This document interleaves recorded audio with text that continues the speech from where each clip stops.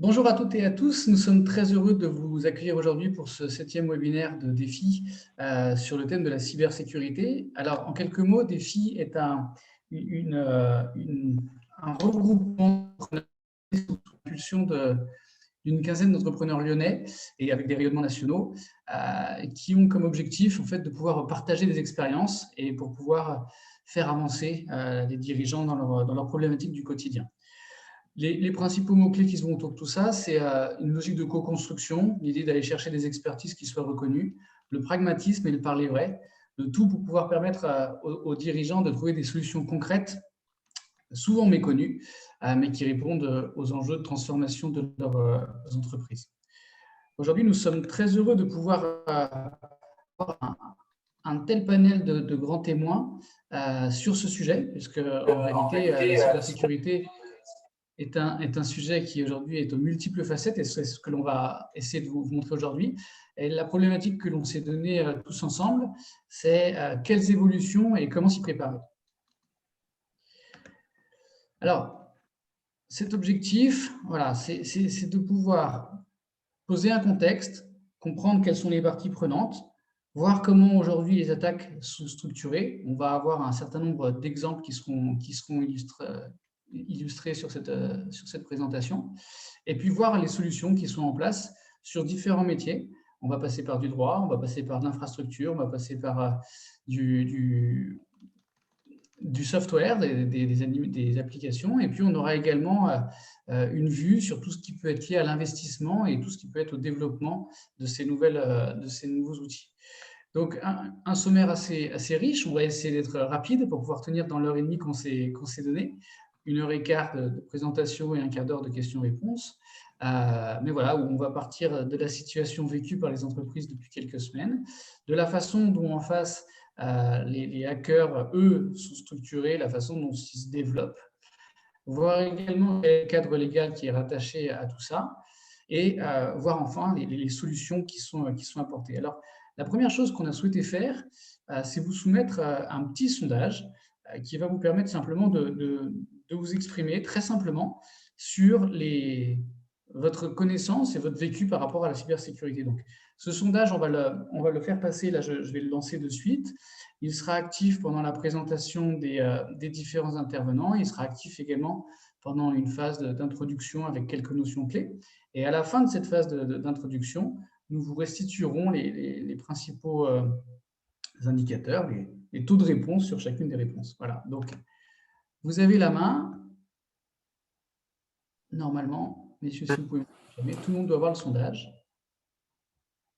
C'est en ordre, ça fonctionne. Parfait, merci Céline. Donc, à l'heure actuelle, vous 66 connectés, nous en remercions. Pour faire la présentation de chacun, donc Eric, toi, tu es avocat associé spécialisé sur toutes les notions de propriété intellectuelle, d'informatique et de protection de la data chez Racine Avocat. C'est ça, exactement. Céline, toi, tu es ingénieur commercial chez Dimo Software. Tout à fait, tout à fait. Sur la partie gestion de trésorerie et sécurisation des paiements. Parfait, merci Céline. Olivier, toi, tu es CEO chez Orevon Venture Partners, qui est en fait si je comprends bien, et puis tu me corrigeras si je me trompe, mais un environnement facilitateur que vous mettez en place, aussi bien sur des aspects financiers que surtout sur des aspects techniques et d'industrialisation pour les startups. C'est exactement ça, oui.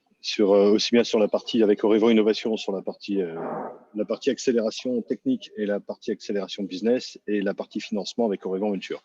Pour les startups dans les domaines de cybersécurité, intelligence artificielle, blockchain et technologie de rupture. Un peu certaines branches de la deep tech. Merci Olivier. Julien, toi, tu es expert cybersécurité avec une particularité qui est très intéressante, c'est que tu as un background technique et maintenant tu es plus sur un aspect commerce, donc présentation, pragmatisme de ces solutions chez Cisco. Ah, on t'entend pas, Julien. C'est exactement ça. Pardon. Je m'occupe principalement de tout ce qui est sécurisation de l'identité, accompagnement des clients dans la sécurisation de leur infrastructure, notamment liée à la transformation digitale. ce qu'on appelle le Zero Trust. Donc, merci Julien. Et toi, Yassir, tu es le cofondateur et CEO de Yogosha, une plateforme qui met en relation des RSI et des organisations au sens plus large avec des hackers, mais des hackers qui ont de bonnes intentions, parce que l'idée, c'est de pouvoir tester et faire remonter les failles de sécurité des systèmes des entreprises et des organisations. C'est bien ça? Exactement. Bonjour tout le monde. Merci, messieurs. Et moi, j'avais oublié que je devais me présenter, excusez-moi. Je suis directeur chez MCG. Alors, MCG, on accompagne les organisations dans leur transformation sur différents métiers, mais notamment un métier de management de transition qui consiste à faire des accompagnements en fait, opérationnels avec des gens qui ont une expérience significative sur les sujets pour lesquels nous sommes sollicités, notamment dans des projets de transformation complexes. Voilà. Alors, bien sûr, comme après ce webinaire, on a voulu faire quelque chose d'assez interactif et chacun d'entre vous a souhaité illustrer la situation actuelle, son vécu du moment, par quelques mots que vous avez ici. Alors, ce que je vous propose, c'est que de façon très succincte, chacun puisse prendre la phrase ou les phrases qui lui parlent le plus et puis pour pouvoir donner justement des exemples qui illustrent ça. Je crois qu'Éric, je vais te donner la main en premier parce que le risque du vendredi, c'est un truc qui t'est cher. C'est même pas le risque du vendredi soir 18h, c'est vraiment la galère du vendredi soir 18h. En fait, quand on a préparé l'intervention, effectivement, je vous ai dit toute l'angoisse qui était la mienne de vendredi. Parce que généralement, j'ai malheureusement assez souvent des clients qui m'appellent pour des attaques cyber. Puisque dans la présentation que tu as faite de moi, effectivement, j'ai une activité IT très forte et dans cette activité IT, on me reconnaît une certaine forme de compétence dans le domaine de la cybersécurité. Donc, j'interviens beaucoup sur la partie juridique de la maîtrise des violations de sécurité. On aura l'occasion d'en reparler tout à l'heure. Mais je veux dire, le pire cauchemar qui puisse m'arriver, et je pense que ça doit être partagé avec les DSI et les RSSI qui sont autour de nous, c'est l'incident du vendredi soir. Parce que autant quand tu as un incident le lundi matin, tu peux gérer ça le lundi. Quand tu as un incident le mardi, tu le gères le mardi. Quand tu le gères le mercredi, même si c'est la journée des enfants, on y arrive. Le truc le pire, et c'est assez chronique malheureusement parce que les attaquants savent que c'est beaucoup plus violent le vendredi soir quand les salariés sont plus là, les équipes, il faut les ramener dans le droit chemin, que les prestataires, sauf ceux qui font de l'accompagnement et de la supervision 24/24, 7/7, 365 jours, le samedi et le dimanche, ils sont comme tout le monde, ils sont à la maison. Et que donc, en fait, c'est des attaques extrêmement violentes puisque il faut monter une cellule de crise qui est déjà pas simple en situation normale. Mais effectivement, une cellule de crise avec des prestataires extérieurs, quand on est vendredi 18h, je ne dis pas que c'est mission impossible, mais ça devient très compliqué. Et donc, c'est un point d'attention particulière qui est comment on gère une crise dans la semaine et qu'est-ce qui peut arriver si on avait à gérer une crise un vendredi à 18h. Ok. Merci Eric. 2 cyberattaques en moyenne par semaine chez nos clients. Je crois que ça, c'est toi, Céline, qui vit cette situation. Oui, tout à fait. On a entre 2 et 3 cyberattaques en moyenne par semaine, puisqu'on a des clients qui subissent essentiellement des ransomware. Là, donc, on va leur demander de payer via de la crypto-monnaie pour débloquer les systèmes. Et ça a un impact sur toutes les solutions, à la fois les solutions éditées et distribuées par Dimo, mais également les solutions fonctionnelles au quotidien, la comptabilité, la facturation, la production. Et ça a un gros impact. Je vais continuer aussi. On a 6 personnes sur 10 qui sont actuellement en télétravail. Donc, le télétravail, ça veut dire quoi? Ça veut dire la décentralisation de l'information. Ça veut dire des flux de plus en plus nombreux. Et on va dire cette perte d'information parce qu'on fonctionne essentiellement de manière virtuelle. On n'a plus le contact journalier pour dire « Ah oui, j'ai bien vu ton mail, alors qu'en est-il ?» Non, là, on se fie essentiellement à de la data qui contient un risque. On y reviendra un peu plus tard, parce que vous savez qu'à travers un mail, une pièce jointe, on peut mettre plein de choses. et vous le verrez dans la présentation qu'il y a des risques sur cette tendance du télétravail. Voilà. Je crois que c'est hyper important ce qui vient d'être dit. Je crois qu'on va y revenir tous ensemble, mais le télétravail, c'est un effet démultiplicateur sur les attaques, hein. Oui, complètement. Effectivement, on en parle beaucoup après, mais ça a transformé énormément de choses, aussi bien sur des points sécurité technique, informatique, on va dire, mais même au niveau des usages. Tout à fait. Par rapport à certaines vérifications, par rapport à certains réflexes, ils sont tombés, quoi. Absolument. Julien, je crois que c'est toi qui as cité. Ouais. Les deux prochaines, ouais. Donc, j'ai envie de démystifier un petit peu la cybercriminalité, le côté technologique de ça. On imagine souvent qu'une attaque informatique, c'est des experts informatiques qui se connectent à un système en exploitant des vulnérabilités, des failles ultra complexes. Et quand on regarde, 80% des attaques commencent par une usurpation d'identité. Ça veut dire quoi? Dans le milieu de la cybercriminalité, on parle d'ingénierie sociale. Et en fait, avant de penser à des outils technologiques pour rentrer dans un système d'information, je peux facilement me faire passer pour le service informatique de l'entreprise, demander le login mot de passe d'un utilisateur. Et là, j'ai un point d'entrée dans le système d'information.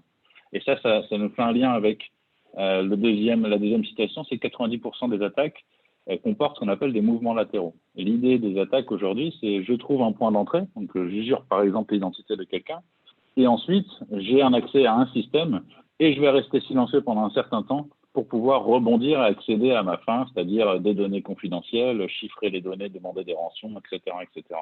Mais il n'y a pas besoin d'avoir des choses ultra complexes. L'ingénierie sociale, il y a toujours un peu d'ingénierie sociale dans toutes les attaques de cybersécurité, avec notamment l'usurpation d'identité. Ok. Olivier, toi, tu as des points particuliers que tu veux mettre en valeur à ce moment-là?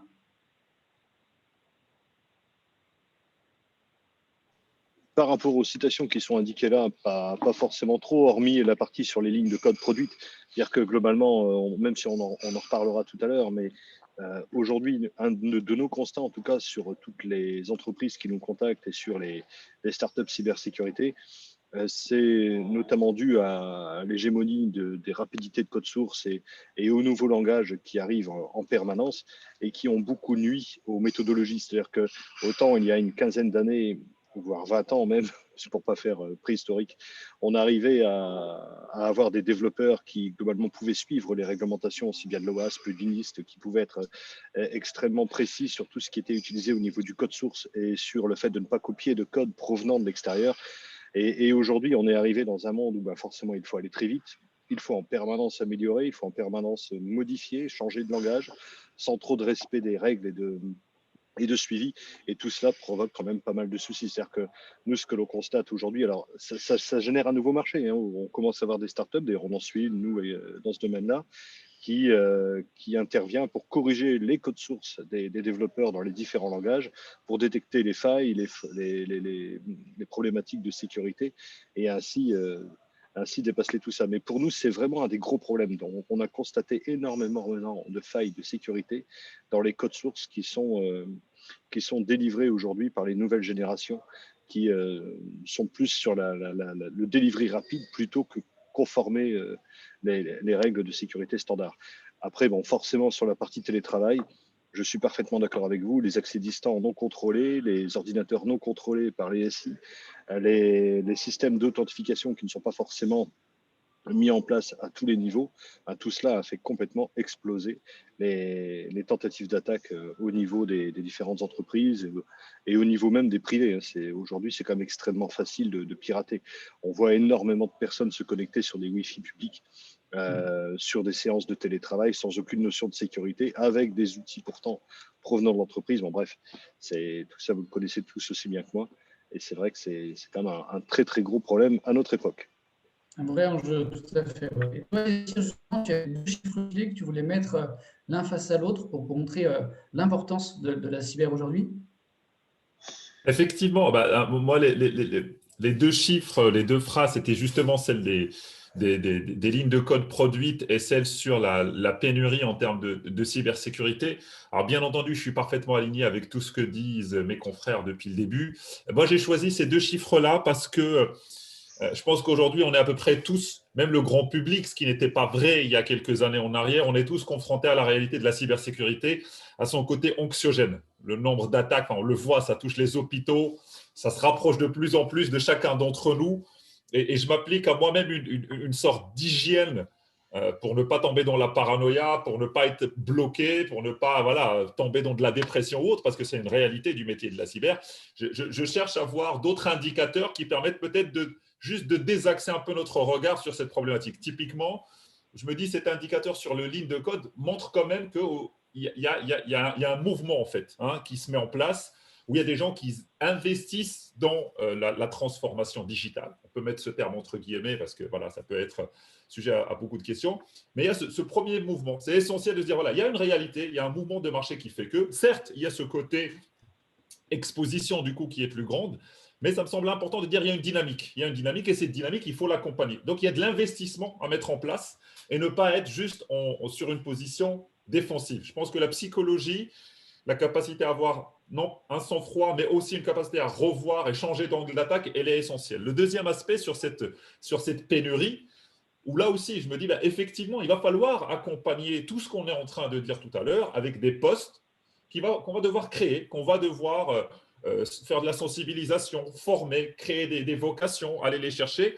Et aussi, ça va aussi pousser les gens à réfléchir en dehors des murs de l'entreprise. Et typiquement, c'est le dernier verrou quelque part qui est resté, qui, à mon sens, a été totalement enlevé par la pandémie. Malheureusement, mais heureusement, du coup, tout le monde ne se pose plus la question de dire il faut qu'on soit dans les bureaux. Donc maintenant, la capacité de se dire si une ressource elle est au fin fond de l'univers, je peux travailler avec elle, il n'y a pas de problème, un individu. Et c'est ce qui prépare un peu moi le thème que je voulais aborder un peu par la suite sur la plateformisation. Pourquoi les plateformes apportent des réponses complémentaires à ce qui se fait par ailleurs, et dans quel sens elles sont pertinentes et où est-ce qu'elles sont pertinentes, parce qu'il y a des sujets sur lesquels elles ne sont pas pertinentes. Voilà. Top, je te remercie, Yassir. Je te remercie. Alors, j'en profite pour mettre fin au sondage, puisque vous avez été 44 à répondre. Alors, c'est à peine plus que la moitié, donc peut-être que des gens ne veulent pas vraiment en parler. Quoi qu'il en soit, voici les résultats. Donc, je pense qu'on peut les partager. Hop là, voilà. Tac. On les voit, c'est bon. Vous avez tous là à l'écran les résultats. Je vais juste essayer de voir où on doit pouvoir baisser. Donc, 6 questions qui ont été posées. Avez-vous déjà été visé par une attaque informatique? On a une majorité, 66% de non. Vous sentez-vous menacé par une attaque informatique? Là, on arrive sur une 62% de oui, au contraire. Avez-vous fait un audit de sécurité? Je trouve, alors messieurs, vous commenterez parce que vous êtes bien plus experts que moi, mais on a des gens particulièrement sensibles puisqu'on a quasiment un équilibre entre oui et non. Là, c'est qu'on voit quand même que certaines personnes ne le savent pas, et je pense que c'est quelque chose qui se dit, c'est tout à fait entendable. Avez-vous mis en place des budgets pour vous protéger? Le chiffre qui ressort en priorité, c'est non, pour 45% des votants. Encore une fois, une part de ceux qui ne savent pas, qui est significative, qui montre qu'il y a quand même un besoin d'acculturation là-dessus, et d'acculturation jusqu'au basique de la gestion d'entreprise. L'assurance cyber, avec une majorité de non, 55%. Et quelqu'un en charge de la sécurité informatique, où là, on a des gens qui sont plutôt bien équipés, puisque 61% d'entre vous disent avoir quelqu'un sur ce sujet-là. Donc, c'est des chiffres, messieurs, qu'on pourra réutiliser au cours de vos présentations. Julien, on va commencer. Alors, la première question, c'est ces écosystèmes. On en a parlé un petit peu. On a d'un côté des entreprises qui ont été transformées, et je vais te donner la parole tout de suite. De l'autre côté, on a des pirates, des hackers qui, eux, se sont réellement structurés. On en parlera par la suite. Mais justement, sur ces changements, tu en as parlé un petit peu tout à l'heure, Julien. Comment toi, tu vois les choses là? Alors, déjà pour comprendre un petit peu les changements qu'il y a eu, je pense que tout le monde est au fait. On va essayer de se rapprocher un peu de ce qui s'est passé pendant le confinement au mois de mars, etc. Il y a eu un bouleversement important sur les infrastructures informatiques chez tous les clients avec lesquels j'ai travaillé, du fait du télétravail. C'est-à-dire que pour comprendre quels étaient les bouleversements, il faut comprendre un petit peu quelle était la stratégie sécurité dans la plupart des clients. Quelle était cette stratégie? C'était de dire bah voilà, j'ai un réseau d'entreprises qui est plutôt bien maîtrisé, avec des collaborateurs qui travaillent dans le réseau d'entreprise, dans les murs de mon entreprise, qui accèdent à des applications en interne, qui accèdent à Internet, et ils étaient dans un espèce de château fort qui était bien verrouillé, bien fermé dans la plupart des cas. Du jour au lendemain, et pour corroborer tout ça, je vais donner un exemple concret. J'ai travaillé avec un hôpital dans le sud de la France. Le 13 mars, avant le confinement, on parlait principalement avant la crise pandémique, on avait à peu près 3000 collaborateurs qui travaillaient dans les locaux de l'hôpital, avec des terminaux d'entreprise, qui accédaient à des données de santé, des données confidentielles, critiques, etc. Et au 13 mars, suite aux annonces gouvernementales, il a fallu tout de suite, on ne peut pas s'empêcher de dire bon, on ferme, maintenant c'est un hôpital, il faut toujours maintenir le business, mais on ne peut plus faire venir les personnels administratifs dans les locaux. Et qu'est-ce qui s'est passé? Forcément, télétravail, travail à distance avec des technologies de VPN pour que le collaborateur puisse se connecter au sein de l'hôpital depuis sa maison. Et ça engendre tout un tas de risques associés à ça. C'est-à-dire qu'au 16 mars, il fallait absolument que ces collaborateurs, c'est-à-dire du vendredi 13, démarrage de l'initiative, jusqu'au lundi 16 mars, c'est-à-dire les collaborateurs doivent pouvoir être en mesure de travailler dans le même environnement de travail depuis leur maison. Ça impacte plein de choses d'un point de vue sécurité. Ça veut dire que le collaborateur il se retrouve chez lui, il n'a pas forcément eu le temps de récupérer son poste de travail qui est bien sécurisé par l'entreprise et de le ramener à la maison. Donc, il utilise la plupart du temps des terminaux personnels, donc pas sécurisés, etc., qui potentiellement disposent de menaces. Ça veut dire un collaborateur qui à la fois se connecte à destination de l'hôpital, par exemple, mais qui à la fois peut faire du Netflix, peut télécharger des logiciels malicieux, etc. Donc, on ouvre une brèche énorme dans le système d'information. Et au début de la pandémie, tout ça, je l'ai rencontré sur une trentaine de clients.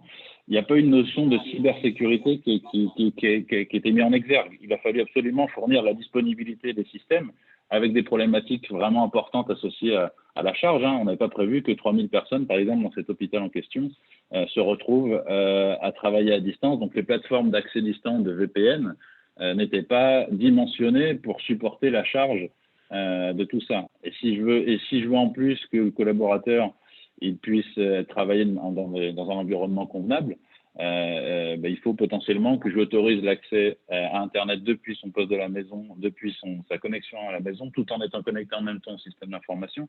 Donc là, on a vraiment un bouleversement. Et dès le début de la pandémie, l'idée, c'était de traiter l'urgence, fournir la connectivité, maintenir en conditions opérationnelles le système d'information, et au fur et à mesure, ensuite, et ça c'est ultra important, être en mesure de revenir un petit peu en arrière pour revalider ce qu'on a mis dans l'urgence et un petit peu consolider et sécuriser tout ça. Il y a vraiment une notion importante aussi, c'est la notion d'identité. Imaginez que quand vous avez des collaborateurs qui travaillent 24/24 dans les locaux d'entreprise, leur donner accès depuis la maison, ça veut dire ouvrir le système d'information. Ça veut dire le fait d'ouvrir ou de ne pas ouvrir ce système d'information va être juste lié au fait de savoir que le collaborateur sache ou pas, qu'on sache ou pas son login, mot de passe, son nom d'utilisateur et son mot de passe d'accès au système. Donc n'importe qui peut usurper son identité. Et là où on était sur des notions de pare-feu, donc une notion de mon infrastructure réseau est protégée avec des pare-feux, etc. Le pare-feu d'aujourd'hui, entre guillemets, c'est vraiment une identité à quoi elle a le droit d'accéder. Et donc, il faut faire ce travail qu'on n'a pas pu faire dans l'urgence au début de la pandémie, mais faire ce travail vraiment d'inventaire de quelles sont mes identités. Est-ce que tous les accès qui sont dans mes systèmes, c'est toujours des collaborateurs qui travaillent dans l'entreprise, qui sont toujours présents? Est-ce que je n'ai pas laissé des choses ouvertes? Est-ce que je n'ai pas des comptes qui ont été volés? Il y a beaucoup d'entreprises, ils ne se rendent pas compte, mais sans forcément être directement sous couvert d'une cyberattaque. Si vous allez sur le Darknet, vous pouvez trouver des accès à des systèmes informatiques qui sont mis en vente pour votre propre entreprise, qui ont été volés avant, mais quelqu'un qui souhaite vous cibler ensuite peut les acheter parfaitement pour les récupérer et accéder au système d'information. Il y a un bouleversement technologique sur le fait que on ouvre tout en grand le temps de répondre à la problématique. Il y a une notion aussi de solitude décisionnelle. Du jour au lendemain, vous avez des services financiers, je pense que Céline pourra en parler mieux que moi, mais qui se retrouvent tout seuls pour prendre des décisions de virement, des décisions liées aux ressources humaines, qui sont plus dans un environnement de travail avec les différents services autour d'eux pour prendre des décisions. Donc voilà à peu près les bouleversements que je peux remonter. Parce que Ok. là, si je peux juste compléter, c'est Ah vrai oui, qu'on a, les personnes qui restent finalement dans l'entreprise, pour la plupart, c'est des personnes qui travaillent encore avec des éléments papier. Donc, on a essentiellement la compta, on a essentiellement les ressources humaines. Donc, on voit bien qu'au niveau du workflow de validation, on a un peu une coupure, parce qu'on a les personnels, on n'a que certains types de personnes qui restent sur place en entreprise. Donc, ça veut dire qu'elles sont extrêmement vulnérables et isolées. Donc, ça, c'est pour la fraude, c'est une opportunité.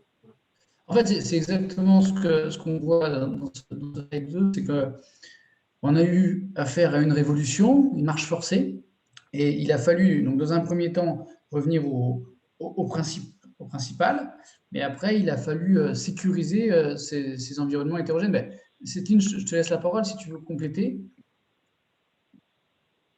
Il me semble que c'était pas pour moi, c'est pas forcément sur quoi je suis. Si, justement, on a toute cette partie, tu vois, par rapport au télétravail, au changement, et puis tu viens de le dire, par rapport aux communications traditionnelles qui ont été cassées, donc aux schémas décisionnels qui ont également été modifiés. Là, concrètement, si je devais parler de ça, comme on disait, on a 6 Français sur 10 qui sont en télétravail. Donc là, mettons, là, les processus de communication traditionnelle, on fonctionne avec Teams, Skype et d'autres applications, pas forcément avec la caméra, pas forcément avec le micro. Donc, on peut très bien avoir des personnes déjà qui usurpent des identités via des outils de communication. Donc là, c'est vraiment très dangereux parce que vous pouvez avoir des prises de décision qui sont faites sur des éléments que vous pensez sécurisés, alors que non, pas du tout. Ce n'est pas parce que vous recevez un message Teams ou Skype ou même un email que l'action est justifiée et qu'elle ne va pas donner lieu à une fraude. Donc là, c'est vrai qu'en termes de contrôle, c'est extrêmement compliqué. Et on a également des écosystèmes ou des solutions, là peut-être je laisserai mes collègues en parler plus, qui changent régulièrement. Donc c'est vrai que les personnes n'ont pas forcément la sensibilisation et la formation au quotidien pour se rendre compte des dangers des outils qu'elles utilisent et les failles éventuelles qu'il peut y avoir, notamment à distance. Toi, Olivier, sur cette partie-là, ce que tu voulais mettre en avant, et c'est ce que tu as dit un petit peu au moment de l'intro, c'est qu'on a aussi, du côté des professionnels de l'informatique, une alarme qui est tirée par rapport au respect des bonnes pratiques, au respect de tout ce qui permet en fait d'éviter les failles, c'est ça ? Oui, globalement aujourd'hui, c'est ce que l'on constate. Pour avoir travaillé sur énormément de projets cyber, on a d'un côté les méthodologies en fait des développeurs qui se sont allégées. Je dirais c'est surtout lié à l'accélération en fait des livraisons, au fait de devoir aller toujours de plus en plus vite sur des systèmes toujours de plus en plus modernes et sans vraiment prendre soin de respecter en fait les bonnes tenues. Et même pareil, on a énormément de contacts RSSI, DSI qui s'arrachent un peu les cheveux tous les jours sur. On a vécu en fait l'arrivée des smartphones, on a vécu après l'arrivée de tous ces logiciels un petit peu de partout, sans vraiment aucun contrôle. Les gens qui se connectent un petit peu de partout, toujours avec le même souci. C'est-à-dire que globalement, la cybersécurité a longtemps été un budget qui était un petit peu mis de côté par les grands groupes, en tout cas par les PME surtout, en se disant bon, ça n'arrive qu'aux autres et puis globalement c'est quand il y a le feu qu'on essaye de se dire et si on mettait quelque chose en place. Avec ce qui se passe en ce moment, et ça fait maintenant un peu quelques années que ça dure, on sent un renforcement et une prise de conscience des personnes. On est, nous, très satisfaits de ça. C'est-à-dire ça fait des années qu'on se bat pour dire que les entreprises doivent se sécuriser, on doit être authentifié, il doit y avoir des contrôles identitaires, les ordinateurs doivent être chiffrés, on doit vérifier les éléments sur lesquels les gens travaillent, on doit vérifier les codes qui sont développés, qui viennent de l'extérieur ou de l'intérieur de l'entreprise. Ben, tout ça, c'est extrêmement, extrêmement important. Donc, c'est bien qu'il y ait des prises de conscience désormais pour pouvoir aller de l'avant. Maintenant, il faut bien mettre en adéquation les budgets que cela peut proposer par rapport à la valeur de l'information elle-même. Donc, c'est toujours un petit peu tous ces gros challenges, mais on passe vraiment une étape en ce moment qui est différente. Ok, très bien, je te remercie. Et puis, pour aller jusqu'au scénario du pire, le scénario où on est attaqué, toi, Eric, ce que tu voulais mettre en valeur, c'est qu'aujourd'hui, en fait, il y a tout un cadre qui est à respecter, qui est un cadre légal et qui peut mettre la victime très vite dans une position coupable. Absolument. Alors moi, je voudrais déjà rebondir un tout petit peu, mais il ne faut jamais donner le micro à un avocat parce qu'après, il ne le rend pas. Hein, mais je voudrais rebondir sur ce qui a été dit juste avant, le télétravail et comment dire, le côté plus puissant en fait des attaquants aujourd'hui, qui est lié quand même en grande partie à une défaillance technique, ça c'est sûr et certain. Même si on arrive aujourd'hui par le fait que on commence à avoir passé quand même quelques mois en télétravail à mieux s'organiser au sens de la technologie. C'est vrai qu'au début, c'était un peu la foire à la saucisse. Hein. Chacun y allait avec son ordinateur, son machin, son truc, et rien n'était vraiment géré. Là, maintenant, franchement, ça se professionnalise beaucoup plus en matière technologique. Par contre, il y a deux endroits où ça n'est pas. Enfin, il y a un endroit particulier où on ne met pas l'accent, c'est la formation des collaborateurs. C'est quoi un télétravailleur au sens juridique du terme? C'est quoi les risques qu'un télétravailleur peut avoir en termes juridiques du terme? Je pense à des trucs aussi bêtes que l'imprimante et la poubelle. Alors, je suis désolé de parler de trucs qui nous éloignent un peu de la techno, mais quand vous avez des télétravailleurs, ils ont un ordinateur, ils ont une imprimante, et puis généralement, ils impriment, parce qu'on reste quand même dans une génération de papier. Et après, qu'est-ce qu'on fait du papier hyper confidentiel sur lequel on doit effectivement en échanger avec personne? On le fout dans la jolie poubelle jaune parce qu'on fait le tri des ordures ménagères et qu'on sait qu'on doit mettre les papiers dans la poubelle jaune. Donc évidemment, on va mettre ces papiers confidentiels dans la poubelle jaune. Je ne parle même pas des cas stratosphériques que j'ai pu rencontrer où les parents, les profs à l'école appellent les parents en disant vous nous avez donné du papier brouillon, c'est vachement sympa. Mais sur le côté blanc, il n'y a rien. Mais sur le côté de l'autre côté, là, à l'imprimé, il y a marqué confidentiel en plein milieu dans la marge. Donc, il y a effectivement aujourd'hui une formation, une culture du télétravail et comment dire, de ce qu'on pourrait appeler de la sécurité déportée qui est nullissime, mais nullissime de nullité absolue. Allô? Oui, oui, tu es là, Eric. Alors, moi, je ne vous vois plus. Alors, tout mon écran a scratché, donc je crois que je dois être victime d'une magnifique attaque informatique pour libérer de la bande passante. C'est pas nous, c'est pas nous. Ça y est, c'est revenu pour moi. Et donc, il y a une vraie problématique de formation pour moi, claire. Et puis après, il y a une deuxième problématique qui est un peu liée à la formation, mais qui est différente. C'est une situation émotionnelle, ce que j'appelle la solitude du télétravailleur. C'est-à-dire que aujourd'hui, dans une boîte, aujourd'hui, ça n'existe plus aujourd'hui, mais dans une boîte normale avec des gens normaux qui sont normalement au bureau, quand tu es à la compta et qu'on est 2-3 dans le même bureau, quand tu reçois un mail en disant vite, on a une opération secrète, confidentielle à mener, virez-moi 300 000 balles sur le compte machin parce qu'on doit acheter une entreprise tout de suite maintenant, blablabla, que ça vient du président de la boîte et que tout est vachement bien ficelé. Quand tu es en groupe, tu as toujours une possibilité de phosphorer en commun et se dire tiens, c'est vrai, c'est faux, c'est bon, c'est pas bon, est-ce que tu cliquerais, est-ce que tu cliquerais pas, etc. Aujourd'hui, en télétravail, on a perdu cette capacité en fait d'échanger et on a vraiment la solitude du collaborateur. Et quand le collaborateur est tout seul et qu'il reçoit quelque chose qui est de plus en plus performant, je pense qu'on en reparlera tout à l'heure, mais on n'est plus sur des attaques à la nigériane à l'époque avec des mails bourrés de fautes d'orthographe.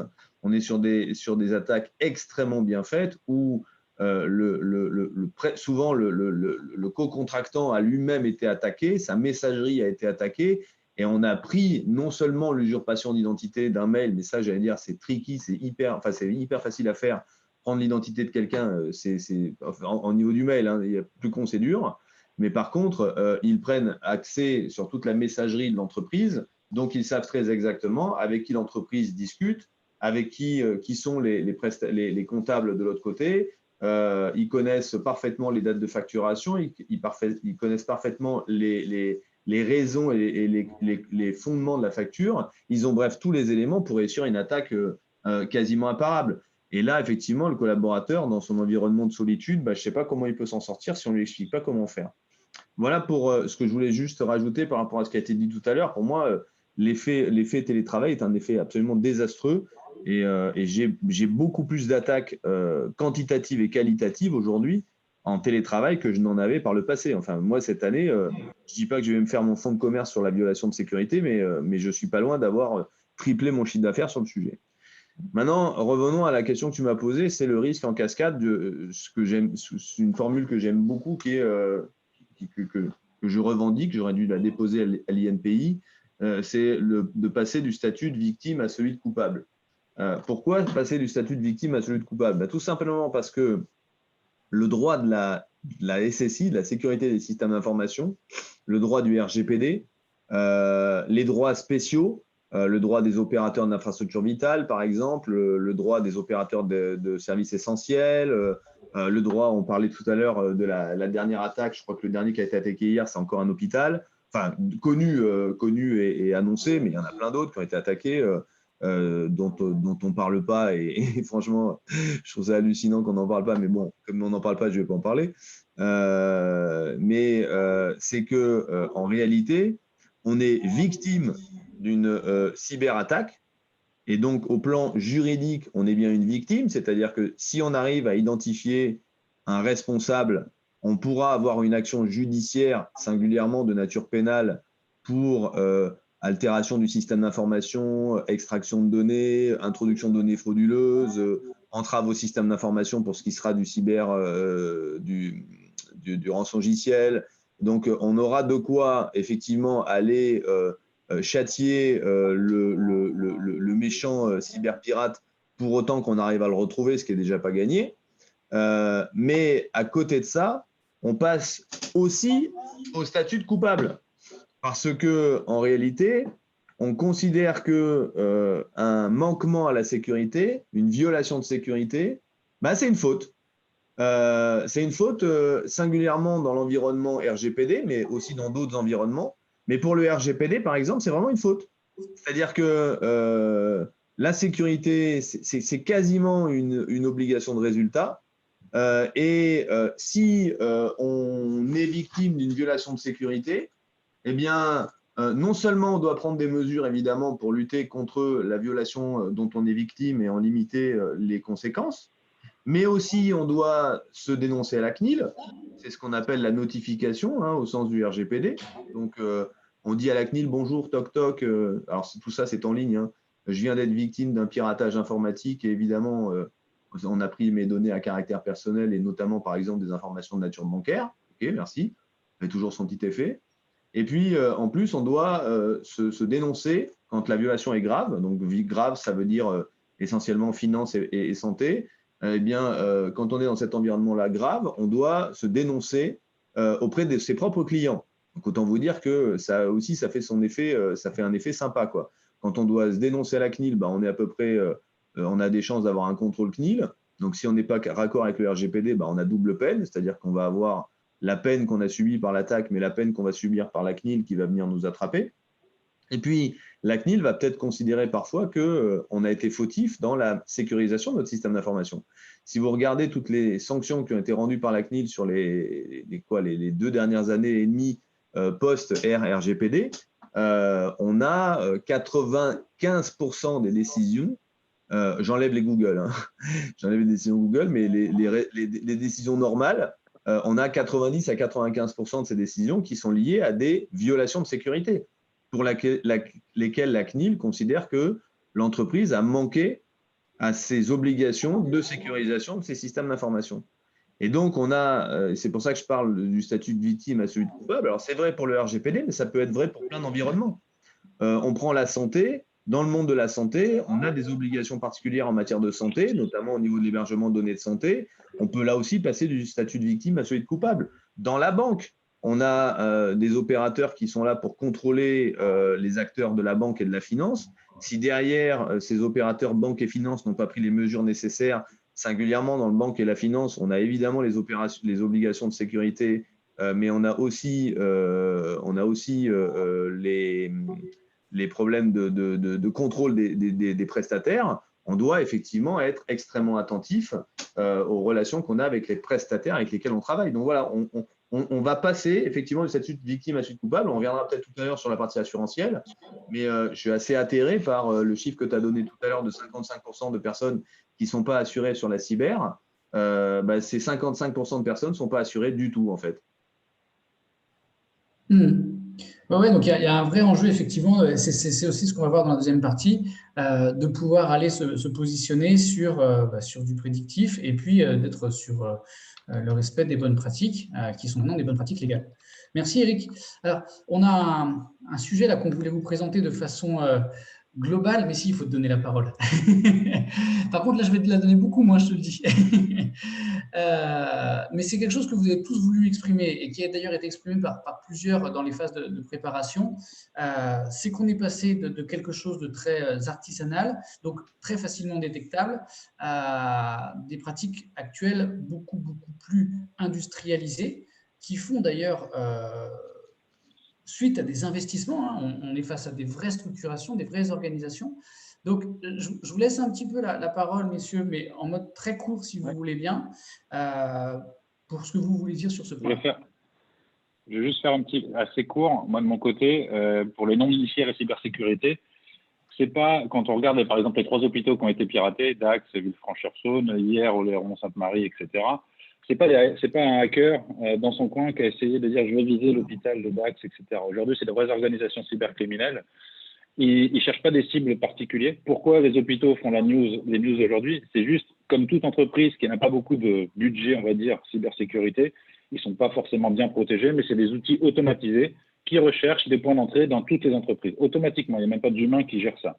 Mais derrière, c'est des vrais. Une fois qu'ils ont attrapé leur premier client, entre guillemets, derrière, c'est des vrais services de marketing commerciaux qui vont venir négocier avec l'entreprise de telle manière à récupérer un maximum d'argent.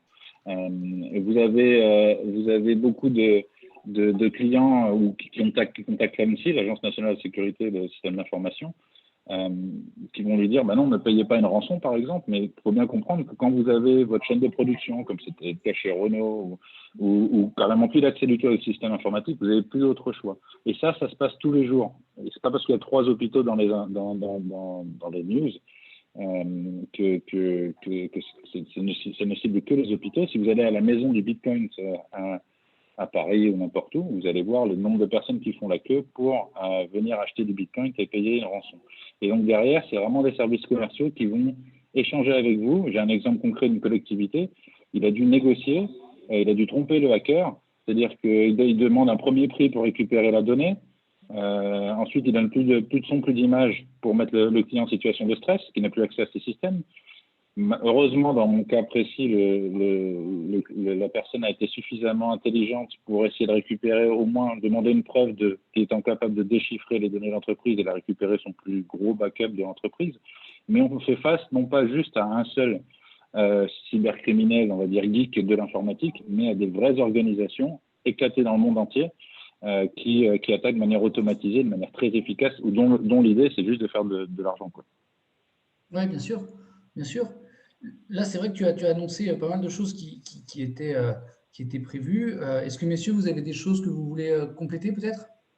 Je veux bien, parce que si on parle de fraude au président, toutes les entreprises vont me dire on la connaît depuis des années. Franchement, on connaît le stratagème, on ne va pas tomber dedans. Ben là, on a une entreprise en janvier 2021, un cabinet comptable, qui a été victime de 2 formes de fraude. À la fois une forme de fraude au président, parce qu'il y a quelqu'un qui s'est donc fait passer pour le président et qui a demandé un virement urgent, comme on connaît la technique auprès de la comptable. Mais il y a eu également une cyber-intrusion, puisque cette personne-là a pu appeler la collaboratrice comptable sous le nom et prénom du PDG. Donc la collaboratrice s'est dit oui, écoutez, j'ai bien le nom et prénom de mon PDG, donc je vais faire le virement qu'il me demande, puisque pour moi, tout est en ordre. Elle avait reçu un mail complémentaire. Donc ce que je veux dire, c'est que la fraude, on la connaît, mais c'est tellement bien ficelé, il y a un bon stratagème, ils savent intégrer vos systèmes, ils savent l'antériorité, ils vont pouvoir vous sortir des noms de dossiers, des noms d'affaires, que finalement, il n'y a que vous en interne qui êtes au courant. Eux, ils sont au courant depuis un petit moment, et quand ils passent à l'action, c'est déjà tout prêt, et en fait, ils ne vous laissent pas le temps de réagir. Voilà. Alors que vous, il y a peut-être 2 mois, vous allez dire, mais nous, on connaît très bien la fraude au président, ça existe depuis plus de 15 ans. Voilà. C'est juste ce système-là. Et je vais juste rajouter que nous, par exemple, chez Dimo, on a mis en place des solutions qui vous permettent de sécuriser vos systèmes. Ils sont cryptés de bout en bout pour justement qu'il n'y ait pas d'intrusion. Et on sécurise aussi vos paiements de manière automatique sur le périmètre français et international. Donc, ce que je veux dire, c'est que si vous n'avez pas des softwares ou des solutions quand même qui vont vous aider à travailler au quotidien, ça va être compliqué pour vous parce qu'aujourd'hui, les structures sont de plus en plus décentralisées, beaucoup plus d'opérationnels. On a des stagiaires, des alternants qui, eux, sont susceptibles de ne pas respecter les procédures internes. Ce n'est pas péjoratif du tout, mais vu que leur présence est limitée dans le temps, ils n'ont pas eu forcément la formation et la sensibilisation. Donc oui, la fraude, vous la connaissez, vous savez que ça existe, mais après, de là à la contrer au bon moment, c'est plus compliqué. Oui, et puis dans ce que tu dis et qui sera rappelé par la suite, il y a vraiment toute cette notion de travailler en mode programme, c'est-à-dire, j'investis un budget, mais je vais également aller jouer sur la culture des collaborateurs, je vais aller jouer sur la sécurité, je vais aller jouer sur la vérification peut-être du panorama applicatif, je vais aller poser des règles de gestion. Enfin, c'est réellement une entreprise en tant que telle, quoi. Qui doit être en plus très impliquée avec les fonctions métiers, puisque ce qu'on mettait un peu plus tôt, l'informatique est maintenant partout. Oui. Est-ce que je peux juste rajouter un dernier élément ultra rapide? Vas-y. En marketing, on ne va pas faire une stratégie pure. On va élaborer un mix marketing avec plusieurs stratégies. En cyberdéfense ou cybersécurité, c'est la même chose. On n'a pas une seule ligne de défense, on en a plusieurs. Voilà. C'est simplement ce que je voulais rajouter. Merci, c'était. Messieurs, peut-être un mot en plus ou on continue? Vous avez la parole. J'ai le droit de parler ou pas? Tu as le droit, Eric. Ouais, juste 30 secondes. Mais effectivement, aujourd'hui, c'est très, très professionnel. Moi, une dernière magnifique attaque que j'ai eue, qu'un client a eue, en fait, les mails qu'il recevait, que la comptable, le service facturation recevait, c'était des mails, mais plus que bien faits. C'est-à-dire qu'en fait, on s'est rendu compte que le fournisseur qu'on devait payer s'était fait lui-même pirater sa messagerie. Ce qui fait qu'en fait, il avait accès à tout. Il avait accès aux contacts, il avait accès aux factures, il avait accès aux éléments. Donc, la personne qui a reçu le mail, même si elle n'avait pas été en télétravail, si elle avait été chez elle, etc., n'aurait rien pu faire parce que c'était la même personne qui lui demandait de payer une facture normale dans un bon environnement. Simplement, elle avait changé les éléments du RIB. Et donc, il y a un énorme professionnalisme et c'est peut-être d'ailleurs le seul point positif pour les victimes parce que dans mon cas, en l'occurrence, la personne a payé 2 fois 300 000 balles avant qu'on se rende compte qu'il y avait un problème parce qu'on a reçu une relance du fournisseur et le fournisseur a dit vous me devez 600 000 balles. On a dit ça fait 600 000 balles d'un côté, 600 000 balles de l'autre, ça fait beaucoup de 1000 balles. Et donc, en fait, on a réussi à s'en sortir. Mais dans une configuration normale, l'entreprise, c'est pour ça que je parlais tout à l'heure de victime à coupable, c'est-à-dire que tu peux aussi être coupable finalement économiquement, c'est-à-dire que tu vas payer aux voyous ou aux voleurs les 600 000 balles et tu vas quand même devoir payer les 600 000 balles à ton fournisseur. Le seul cas qui nous a permis de sortir de cette ornière, c'est de démontrer qu'effectivement, le fournisseur s'était fait pirater sa messagerie et qu'en réalité, la faute était plutôt dans son camp et qu'il ne nous avait pas prévenu en temps et en heure. Donc, à chaque fois qu'il y a un dossier, il faut faire effectivement super attention à l'environnement dans lequel ça se situe pour pouvoir éventuellement limiter sa propre responsabilité. Parfait, je comprends. Yassir, Olivier, ce que je vous propose, c'est qu'on va passer sur les réponses. Comment s'organiser pour dissuader et réagir. Et si peut-être vous voulez réagir sur ce slide précédent, sur le professionnalisme maintenant, vous pourrez le faire dans les parties qui vont venir. Donc justement, Olivier, ce point, c'est qu'on a attendu pendant de nombreuses années. Les cyberattaques, c'est quelque chose d'assez ancien, qui a souvent été considéré comme étant pour les autres. Aujourd'hui, toi, ce que tu vois, c'est vraiment une montée en puissance de la prise en considération, c'est ça? Oui, tout à fait. En fait, on le voit aussi de la part des marchés financiers, en fait, des investisseurs avec lesquels on travaille sur Horizon Venture Partners, qui en fait sont de plus en plus nombreux à nous contacter pour pouvoir investir dans des projets en cybersécurité, ce qui est plutôt extrêmement bien pour le marché parce que on a énormément de startups qui se créent, surtout en France, dans le domaine de la cybersécurité. Ce n'est pas un domaine facile pour lancer un éditeur de logiciel aujourd'hui. Et c'est parfois même un parcours du combattant, parce que même si on part sur des technos qui sont sur des évidences, c'est-à-dire que globalement, c'est toujours un peu le problème en cybersécurité. Qu'on parle de sécurité de code, qu'on parle de firewall, qu'on parle d'authentification, de chiffrement de données. En fait, tout le monde comprend toujours très, très bien l'intérêt de la solution, mais pour ce qui est de sortir ensuite le chèque et pour pouvoir faire en sorte de réellement se sécuriser, ben là, c'est jamais la même chose. C'est-à-dire qu'il faut vraiment des prises de conscience très, très fortes. Et je pense qu'aujourd'hui, le fait que les hackers se sont industrialisés dans différents pays et que les attaques aujourd'hui sont devenues journalières, hein, il ne se passe pas une seule journée, c'est qu'on entend parler d'attaques informatiques, ça a aujourd'hui permis une prise de conscience. Il y a vraiment un changement, je dirais, sur toute cette partie et sur le fait de se dire il faut maintenant passer à un mode de sécurité beaucoup plus élevé en termes des entreprises. Alors bien sûr, tout ça va nécessiter d'augmenter les budgets, que ce soit du côté des comptes RSSI ou DSI. Ça va également venir de l'augmentation des financements dans les startups. Aujourd'hui, l'écosystème français est très très bien doté, hein, que ce soit du côté des aides que peuvent apporter BPI et tous les autres systèmes existants sur le territoire français. On a vraiment de quoi lancer des très très beaux projets. Et nous, de notre côté, bon, c'est exactement ce que l'on fait. On suit beaucoup de startups en cybersécurité pour les aider justement à s'implanter le plus rapidement possible sur le territoire européen, voire à l'étranger, et leur passer les différentes étapes liées aux phases d'investissement et faisabilité technique.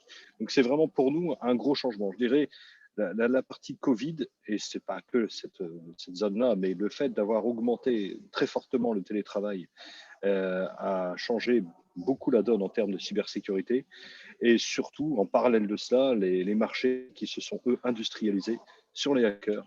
Ça fait déjà quelques années que ça dure, mais maintenant c'est devenu vraiment un véritable fléau et c'est vraiment devenu extrêmement urgent de prendre des dispositions pour se protéger vis-à-vis des attaques provenant de l'extérieur, tout type d'entreprise.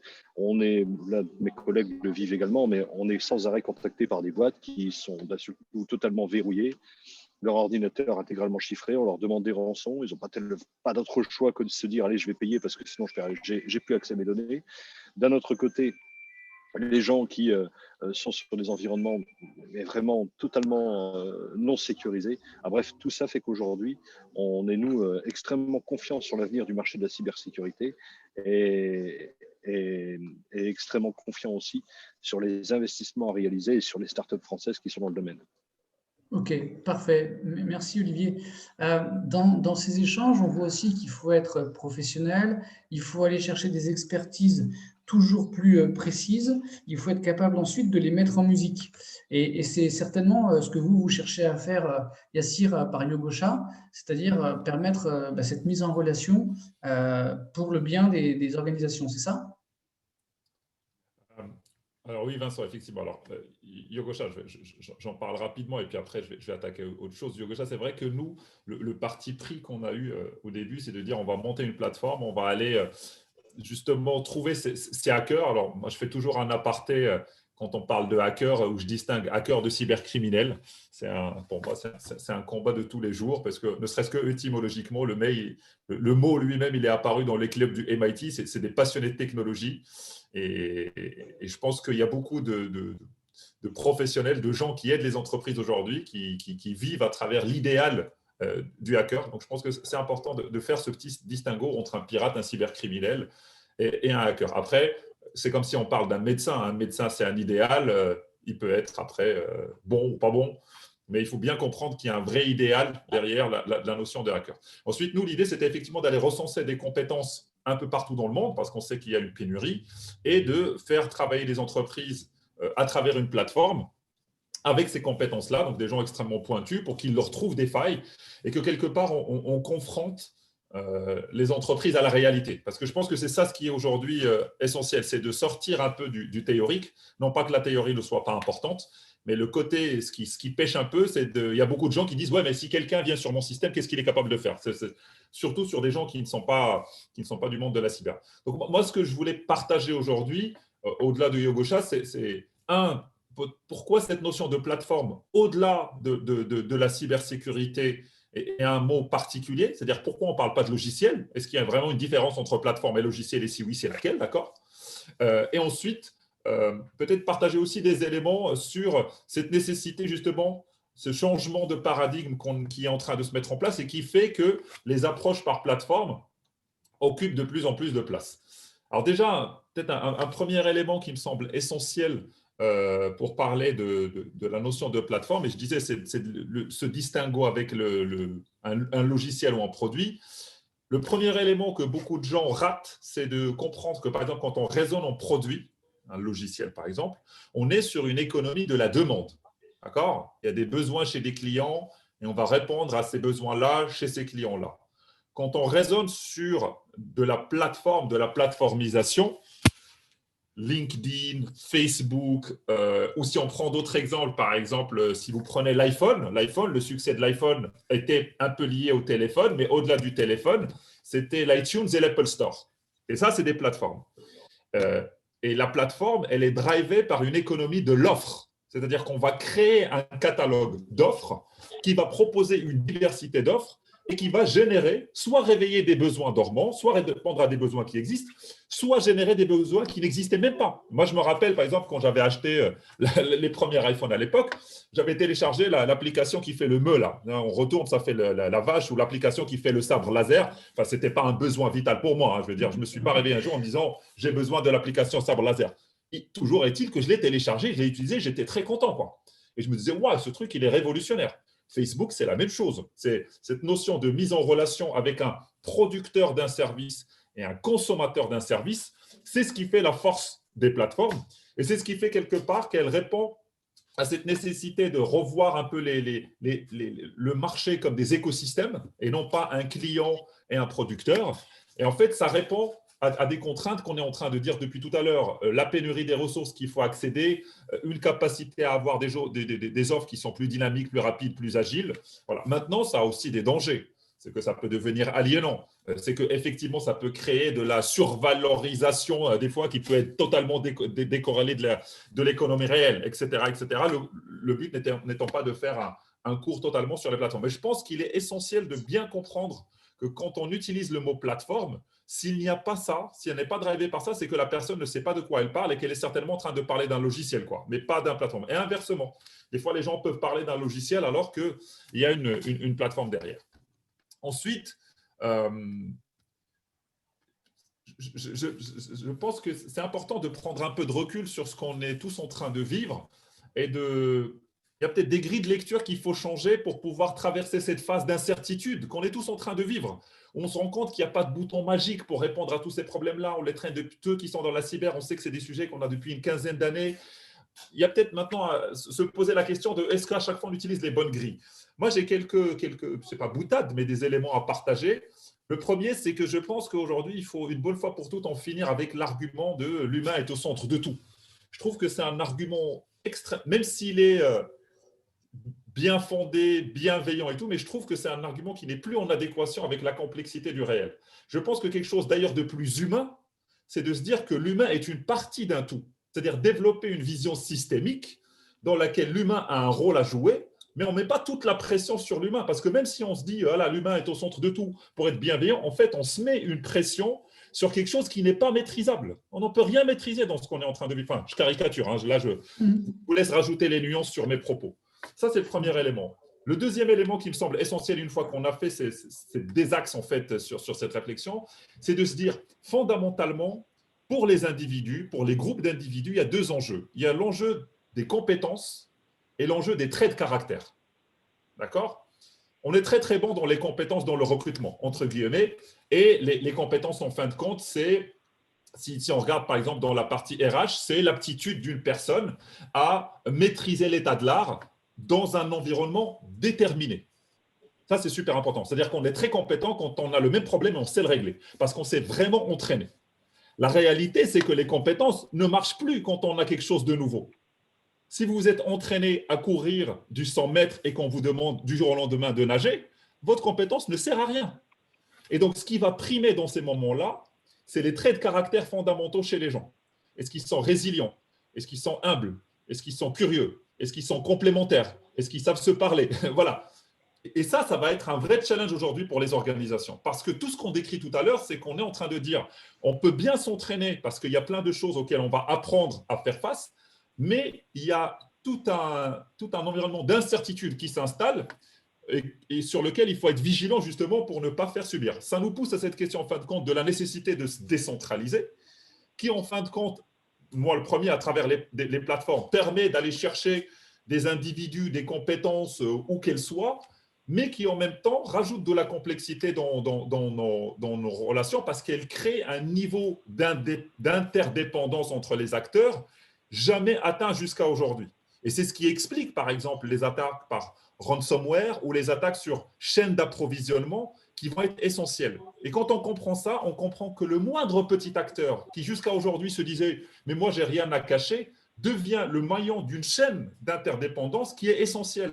Et donc, pour aller attaquer une boîte, on va aller attaquer justement le petit fournisseur de la boîte. Ça devient peut-être l'angle d'attaque ou l'outil qui est déployé chez 36 000 acteurs. Donc, ça nous permet aussi un moment de développer une sorte de solidarité essentielle dans laquelle, je voyais les sondages tout à l'heure, dans laquelle on se rappelle la boutade de dire, en fin de compte, il y a deux types d'entreprises, celles qui se sont fait pirater et celles qui ne le savent pas encore. Et je me mets dedans aussi. Et donc, voilà, je pense qu'il est nécessaire de se renforcer avec ces nouvelles grilles de lecture. C'est important de challenger ces grilles de lecture si on veut traverser sereinement ce qu'on est en train de vivre. Voilà ce que je voulais partager sur ma petite partie. Merci Yassir. Merci à tous, messieurs. On arrive sur la conclusion. Donc, moi, j'ai essayé de me nourrir des éléments que vous m'avez envoyés. Vous êtes des experts passionnants.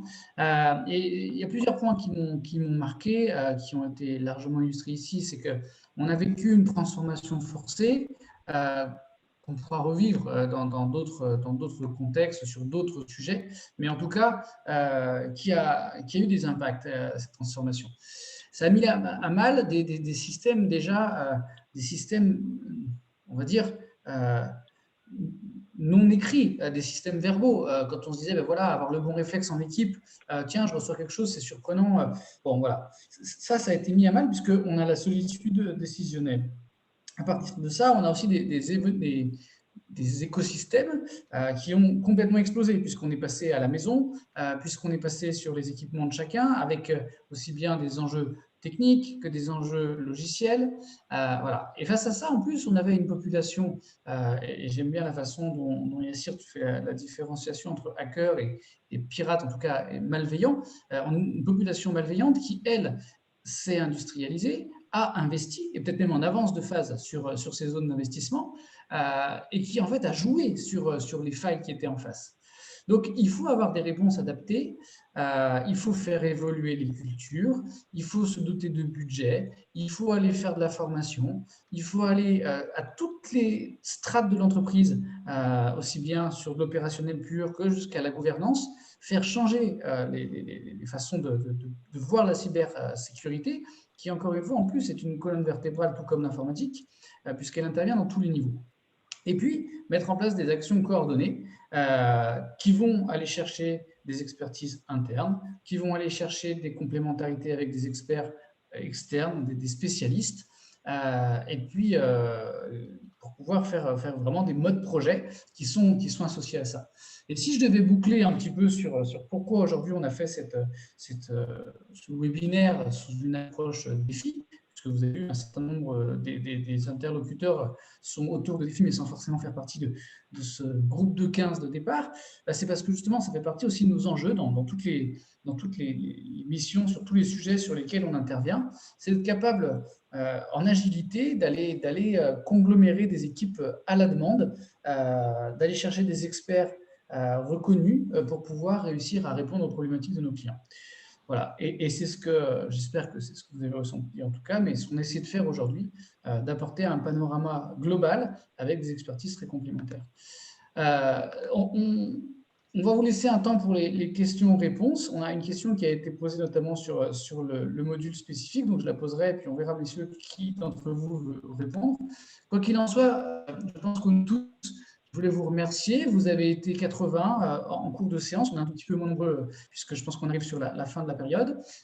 Vous avez ici les coordonnées de chacun d'entre nous.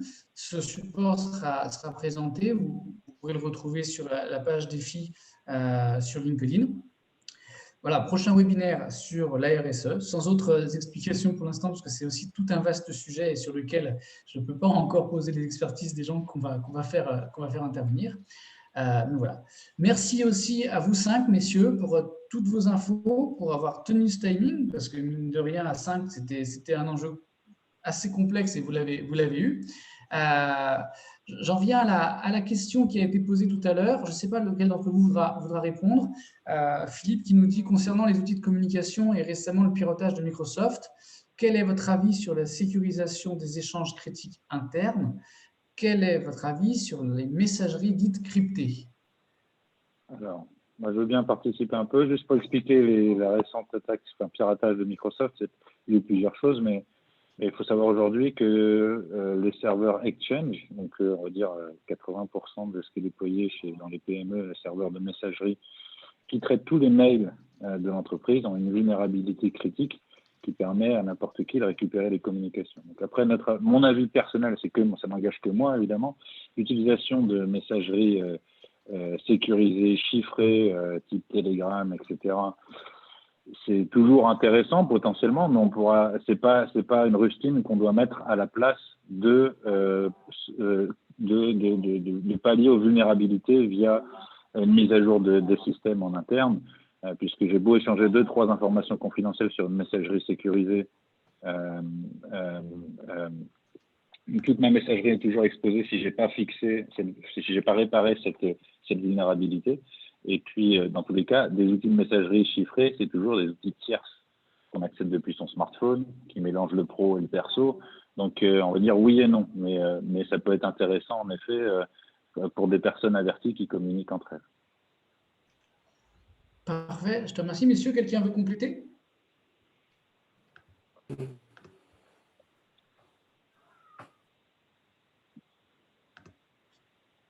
Moi, sur la messagerie cryptée, je voulais simplement dire, ça dépend vraiment de la stratégie et l'orientation qui est donnée en interne. Vous pouvez utiliser toutes les solutions du monde ou tous les produits du monde. Si vous n'avez pas mis un protocole en interne ou des procédures internes pour cadrer tout ça et avoir une vraie orientation stratégique, j'ai envie de dire que ça ne sert pas à grand-chose. Mais voilà, ça dépend vraiment de ce qui est fait. Je peux juste donner une anecdote. Juste une anecdote, c'est que j'ai quelques clients qui, de temps en temps, sont de l'autre côté de la ligne, on va dire, et qui pensent en utilisant des messageries cryptées que c'est crypté.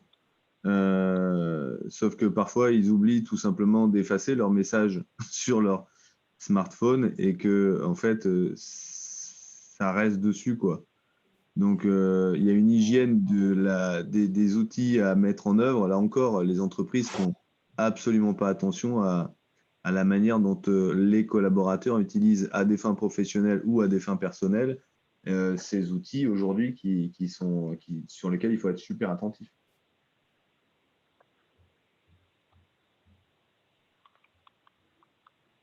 Ok.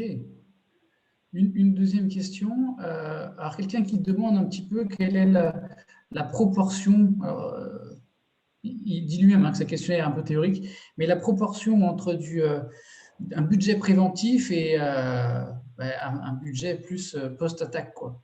Est-ce qu'il y a des grandes règles pour la détermination de son budget de prévention?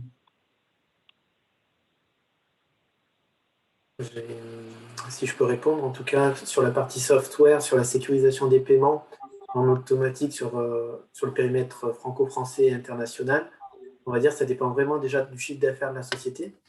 Ça dépend aussi du nombre de flux et ça dépend de ce qu'elle veut faire. D'accord ? Donc, nous, on peut sécuriser de l'ERP jusqu'à l'envoi du fichier de paiement de manière cryptée. Donc là, c'est-à-dire que vos systèmes sont sécurisés. Et on peut sécuriser aussi la vérification des coordonnées de paiement, c'est-à-dire rentrer les bonnes informations au bon endroit. Donc, je n'ai pas de budget, on peut éventuellement échanger par la suite ensemble, mais vous donner un budget là de prime abord comme ça, je ne trouverais pas ça proportionné, adapté et pas très professionnel non plus. Ça dépend vraiment de la société. Quand on dit les différences, je suis tout à fait d'accord avec cette ligne, on ne peut pas vous dire exactement combien ça coûte se prémunir, etc. Il y a une notion primaire déjà, c'est qu'on n'est jamais sécurisé à 100%. On estime, c'est comme une porte blindée dans une maison, on estime qu'on est sécurisé à partir du moment où l'effort à mettre en œuvre par les cybercriminels est plus important que ce qu'il peut en récupérer. Mais on n'est jamais sécurisé à 100%. Maintenant, il y a tout un tas de rapports qui estiment environ que faudrait être aux alentours de 10% de son budget IT investi dans la sécurité. Et d'expérience, quand on compare ce qui se passe aux USA par rapport à la France, etc., on en est très très loin. On est plus sur les 1-2% investis dans la cybersécurité. Yassir, je te vois réagir. Ouais. De mon côté, alors moi, si je peux intervenir, alors moi, je vais. Alors, le budget pour prévenir au global, effectivement, c'est assez large. Il y a un sujet qui est notre cœur d'activité, qui va être la détection de vulnérabilité à travers des tests d'intrusion, à travers du bug bounty, à travers de la remontée coordonnée de vulnérabilités. Donc, en fait, c'est des services, on s'appuie sur notre communauté pour trouver des failles. Sur ces éléments-là, par exemple, si on part de tests d'intrusion, moi, je peux donner la fourchette basse, le plancher bas en moyenne à partir duquel on démarre. On démarre généralement autour de 7 000 € pour des premiers tests d'intrusion sur des applicatifs qui sont assez petits pour tester. Et par la suite, effectivement, ça peut aller très, très, très, très haut parce que, par exemple, on a des groupes du CAC 40 qui ont une multitude d'applications et de périmètres qui sont en train de tester, qui activent tous les services qu'on a chez nous. Voilà. Et globalement, si vous prenez par exemple sur le marché un site web, un petit applicatif, on est globalement autour de 7 000 € pour faire un test d'intrusion, j'insiste. Maintenant, définir un budget global de prévention, ça va passer par beaucoup de cases, de la formation, du réseau, du backup. Il y a plein de cases à cocher. Et si la question est posée, c'est que peut-être qu'il faut se poser d'abord la question d'une feuille de route cyber, pour pouvoir justement partir du besoin proprement, bien calibrer les niveaux de maturité, bien calibrer le capital informationnel, c'est-à-dire qu'est-ce qui a vraiment de la valeur pour vous aujourd'hui, quels sont les éléments, s'ils sont touchés, vous mettez la clé sous la porte, et quels sont les éléments sur lesquels vous acceptez un risque. Tout ce travail-là est essentiel, et comme une stratégie en fait d'entreprise, une fois que cette stratégie elle est claire, le dirigeant a la capacité de faire des choix, parce que c'est ce qu'on va attendre de lui. Je dis, moi, je veux qu'on sécurise ça et je ne veux pas qu'on sécurise ça. C'est toute la difficulté au début, parce que sinon, on part dans tous les sens et on ne se lance pas on perd en efficacité et en efficience. Je voudrais juste rajouter un dernier point sur la partie, on peut mettre tout en amont et comme ça a été dit juste avant, on n'aura jamais une sécurisation à 100%. J'insiste, et je l'ai déjà dit tout à l'heure, sur l'obligation pour moi de bonne gestion d'une entreprise d'avoir une assurance cyber, qui permet de pallier justement le X% qui ferait que vous serez quand même attaqué. Ceci dit, ces assurances cyber aujourd'hui, elles permettent de faire plein de choses, notamment l'activation de cellules de crise que les entreprises ne savent pas forcément faire, certainement pas les PME. Et ça va même jusqu'au paiement de la rançon si effectivement le coût de la rançon est inférieur à la perte d'exploitation de l'entreprise.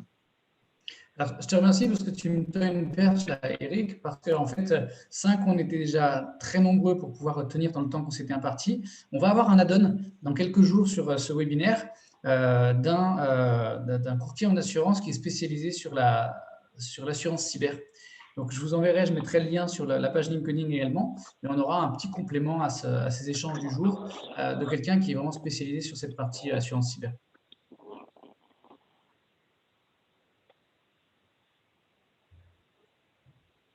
Là, on avait une question aussi dans le chat, le ransomware as a service.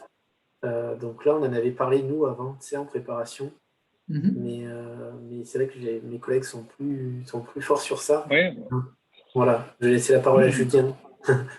Oui, non, mais rapidement, pour qu'on comprenne ce qui se passe sur le Darknet, c'est-à-dire que si vous souhaitez cette fois-ci faire des attaques ciblées, il ne faut pas forcément de compétences technologiques. Vous allez sur le Darknet, donc il faut un petit peu s'intéresser à comment y accéder, aux bonnes pages, etc.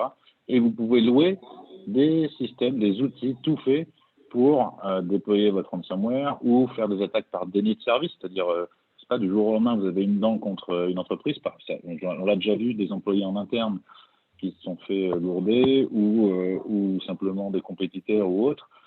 On peut aller sur le Darknet, louer des ordinateurs, ce qu'on appelle des bots, des groupes de machines infectées pendant un certain temps pour lancer tout un tas de connexions à un site web qu'on souhaite rendre inaccessible ou à un service industriel ou autre qu'on souhaite rendre inaccessible. Ce n'est pas non plus qu'une notion de cybercriminel, même si à la fin c'est la cybercriminalité, c'est aussi une notion de sans expertise technique, je peux emprunter des systèmes d'attaque pour arriver à mes fins. Très bien. Merci, messieurs. Je vous laisse un dernier mot si quelqu'un veut dire quelque chose en plus. Pour moi, merci à tous. C'était très enrichissant d'avoir tous ces types d'interlocuteurs et confrères. Effectivement. Merci Un grand beaucoup. merci pour l'invitation. Voilà. Et merci, Nous-mêmes, on a appris des pour la choses. préparation parce que tu nous as fait une préparation d'enfer, quoi. Merci Vincent. Merci Merci Vincent beaucoup. d'avoir été aussi patient pour la préparation. Vous avez été très bon, vous avez été très bon.